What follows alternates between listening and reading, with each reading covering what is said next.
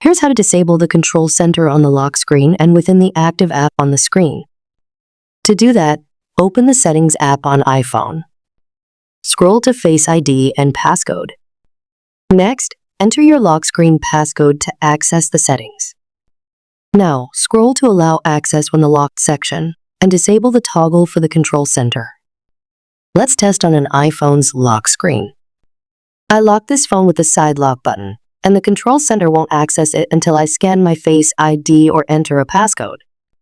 To disable Access Control Center on App Settings or Settings app like this, go to the Settings app and scroll to Control Center. Disable this toggle, Access Within Apps.